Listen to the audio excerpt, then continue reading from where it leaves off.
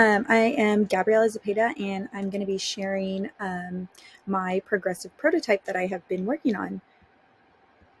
So I have made a ton of progress on my online course. So I kind of want to start it out with what we kind of worked on this week. So this week we worked on this conjecture mapping, and I didn't really understand what a conjecture map was or what that entailed. And so I kind of thoroughly enjoyed reading that section because I kind of like to, whenever I start things, I always like to begin with the end in mind, per se, with the 7 habits of Franklin Convey's 7 habits.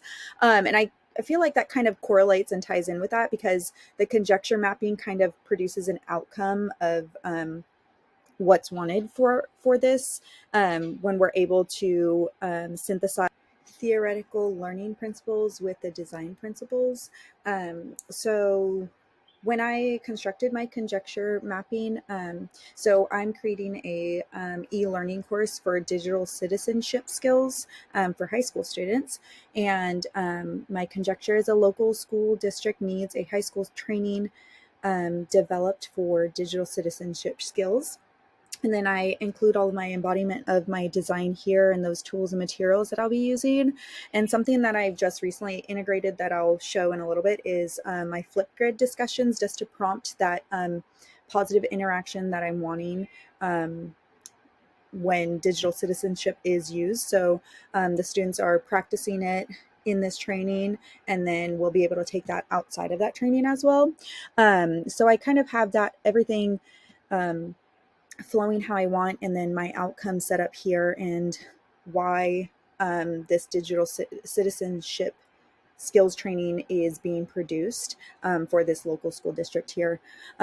So this is my conjecture mapping, and this is actually something that I really thoroughly enjoyed. So I constructed mine on Canva, but I did check out the mind map one as well. But I really enjoy using Canva. So looking at my online course that I have created, this is my digital citizenship course for 9th through 12th graders, and I am using Articulate 360. So I have my course information here and then how to begin, and I have a few different module sections broken up. So I have this introduction of why digital citizenship, and then the objectives reviewing the whole course. My next module I have is privacy and identity theft. Then I have cyberbullying, how they can modify their searches to become better searchers on the web, so they're not produced with different outcomes that they're not looking for. A next section or module that I have is copyright, fair use, and creator rights. And then my last section is fair use and public domain, and that is going to come before my conclusion section here. And so my conclusion section will have a wrap up of everything that we have learned, and then the quiz will follow after. So something that I really enjoy about this course so far is being able to work with Articulate 360. In previous courses, I've worked with Adobe, and I've found that to be just slightly a little bit more difficult to work with. There's just a lot of variety and options and combinations that you can put together. But something that I do like about Adobe is that I feel like I'm creating it from the bottom up, designing the whole thing. But something that I enjoy out of Articulate 360 that's different than Adobe is that there are tons of templates that you can use, or you can start from scratch. You can use one full template, or design it from scratch, and then when you are adding in your lessons, you can find a template for each of those lessons. So I started mine out with a generic template. So I kind of had these modules already broken down, and I just changed those titles and then all the content that goes within. So in this, I was really thinking about, since this is geared towards high school students, I was really thinking about my ESL learners or my special ed learners or any of the 504 ESL students or just any students that are needing modifications or different things like that for them. I wanted to be able this to be universal for all my learners. So a lot of these I created videos, and I used Animaker and Canva kind of simultaneously to create these videos. So all of these are informational videos. This is my narrator that I kind of have throughout the entire course. My objectives is produce next.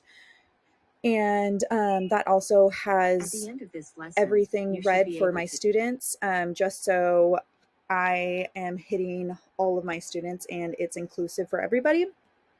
Something that I like about Articulate 360 is I was able to create this theme here. So I like to have the panel off to the side because me as a user, I I enjoy seeing what I've progressed through and just what I have to go forward with, rather than it be hidden.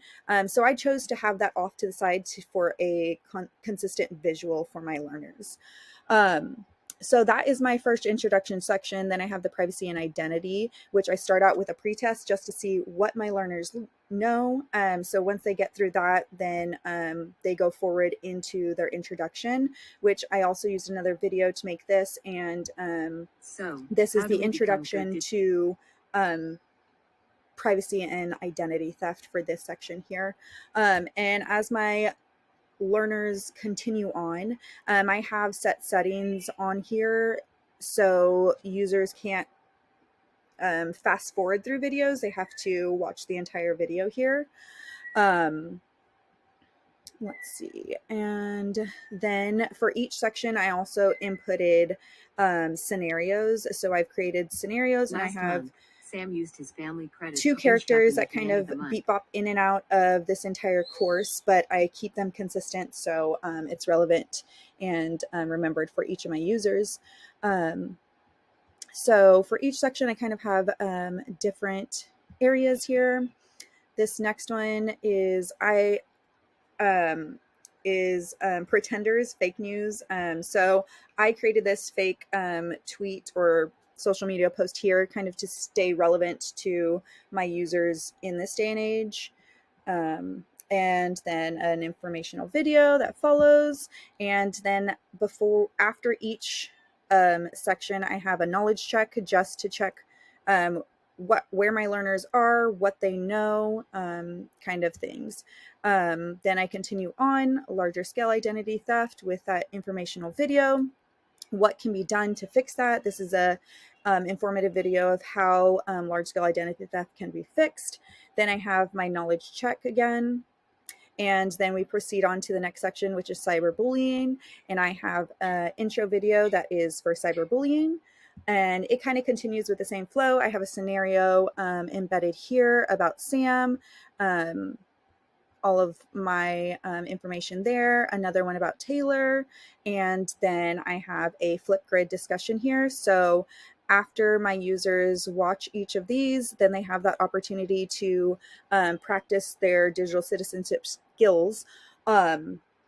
Right now, as they're learning it, transferring that over into Flipgrid so they can see their peers' responses and they can interact with each other that way. Then I continue on. What is cyberbullying? I have a knowledge check here because it kind of breaks up the big cyberbullying section that I have. I have an embedded cyberbullying terms, and I decided to switch it up a little bit. Instead of having those videos, I have this audio recorded here.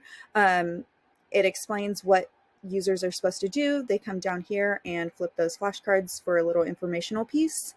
This section is a cyberbullying resource page. So students click each of these and it will shoot them off into that informational website with those instructions kind of listed here. Then I have a Flipgrid here, and I want my users to kind of talk about what they know, what they've learned here, what they liked best, and interact with each other there. Then I have my knowledge check at the end of that section. And each of these sections kind of correlate and go with each other. My scenarios that I have embedded here, this one I really liked because it was tabs. So it was just a different form of how my users are seeing it. So my instructions, what they wanted them to do, are up at the top, and they select each of those tabs and review each of those videos that follow kind of there. I have another audio explanation and this fill in the blanks for some tips here. So I thought this was a good way for my learners to learn some tips. They're inputting, filling in the blanks here. And so once they finish that, they move on to the next section, which is an interactive piece with that audio section here. So they are matching the correct sets of keywords to the topics here for those specific keyword searches. And additionally, I have another match here to kind of get them going. And then my knowledge check.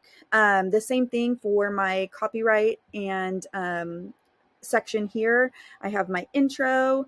My scenarios are here, a little bit about the copying right that I have, some flashcards to be interactive.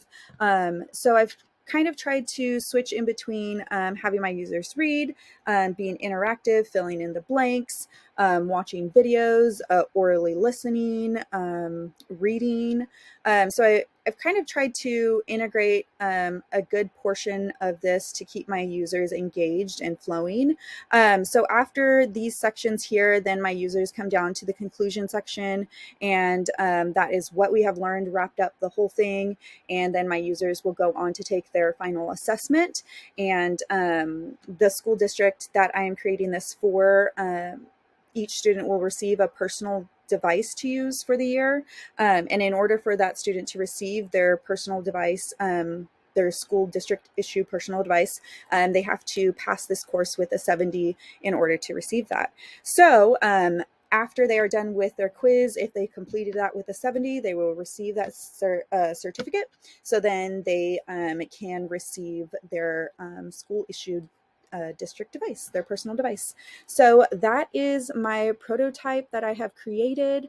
I'm making a little interactive and kind of putting in a bunch of different little pieces. If anybody knows of a different website, I've enjoyed using Animaker, although it is not free.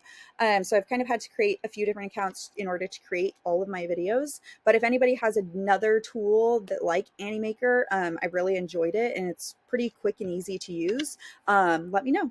But thanks for watching, and I appreciate any advice or comments or anything I should fix, add in, anything like that.